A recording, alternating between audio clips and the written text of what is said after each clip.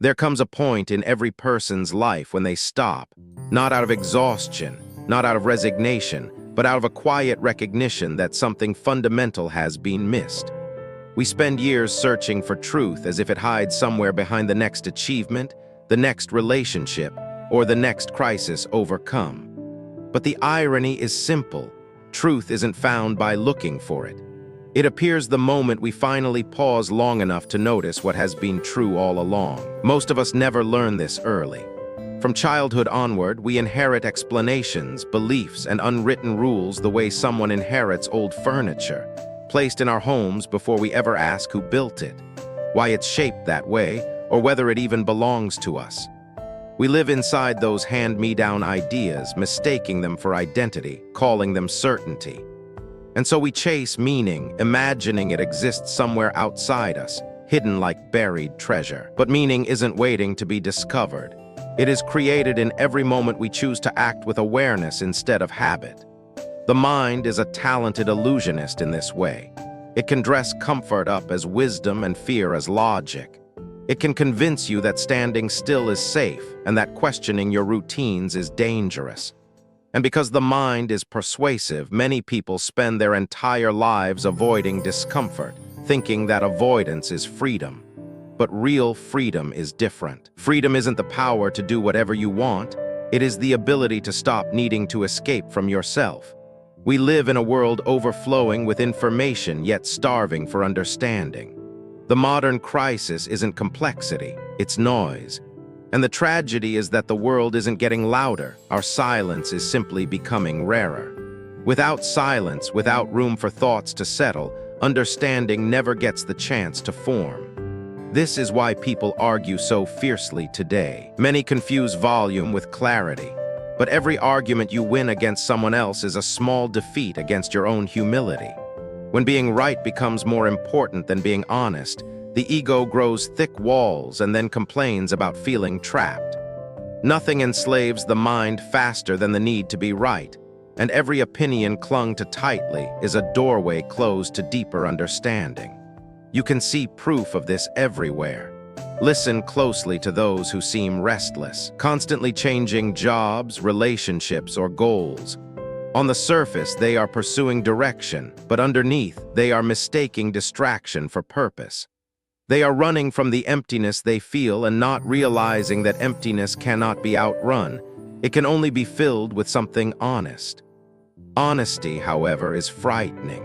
It asks us to examine routines we follow automatically, rituals we repeat without reflection. An unexamined routine becomes a quiet form of surrender, a slow giving up on your own life without ever noticing it happen.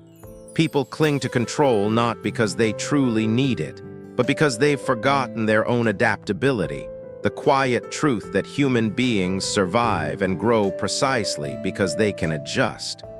When certainty becomes the goal, growth stops. In fact, the most intelligent people are often those who can sit with uncertainty and still act with clarity and grace. Strength isn't found in knowing, it's found in not breaking while you don't know. The future has always belonged not to the strongest or even the smartest, but to those calm enough to think clearly when others panic.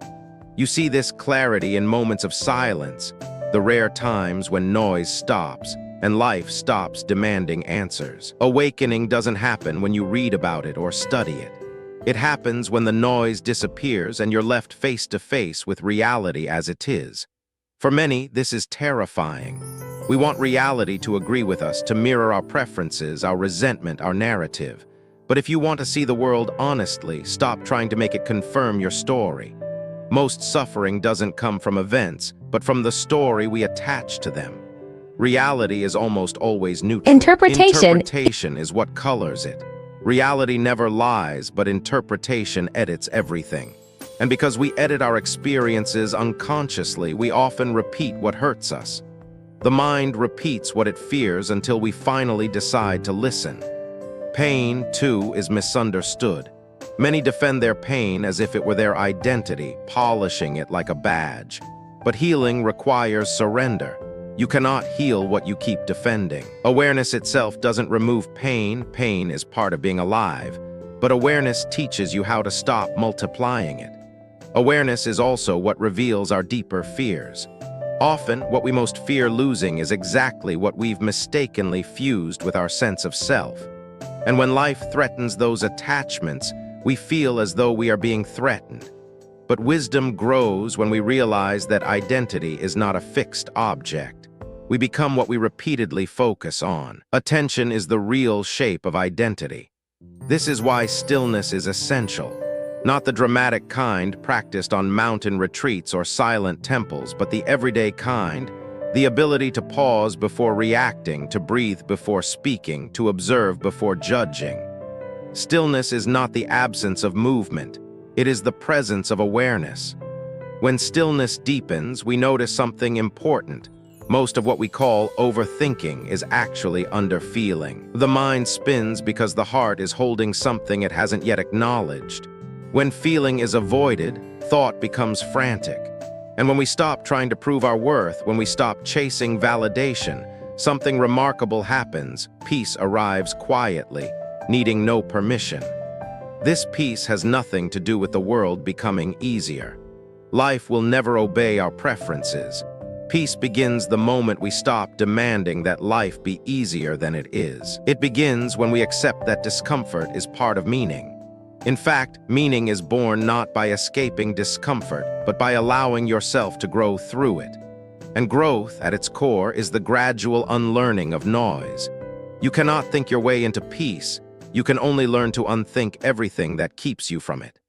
Every judgment held too tightly becomes a mirror hiding as an opinion, showing you what you still fear or dislike within yourself. Every distraction becomes a gentle reminder of what you're avoiding.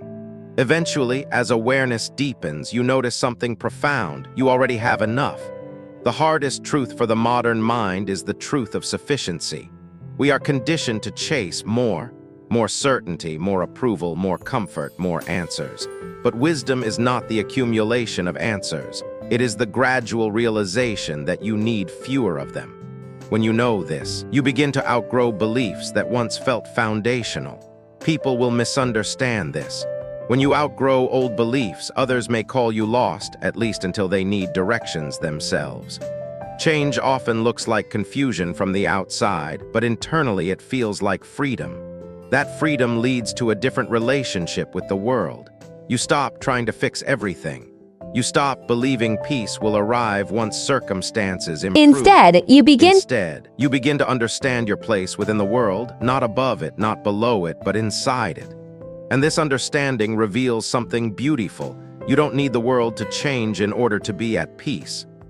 Awareness doesn't change life, it changes how life feels. It changes the quality of experience. It transforms pressure into perspective and chaos into clarity. Most people confuse attention with understanding, but understanding begins only when attention stops trying to manipulate reality. When you stop chasing validation, wisdom finally has space to speak. When you stop needing certainty, beauty reveals itself in ordinary moments. When you stop insisting on being right, humility teaches you how to see. And when you stop trying to escape your own mind, you discover that consciousness itself is the universe noticing its own wonder through you. In the end, the story is simple. You do not become wise by adding more. You become wise by stripping away what was never yours in the first place. You stop clinging to opinions. You stop defending pain. You stop running from silence. And slowly, quietly, you begin to trust your own ability to respond instead of control. This is the soft power of a conscious life. And if there is one lesson that ties all of this together, it is this: truth doesn't shout. It waits in silence for you to finally stop shouting back.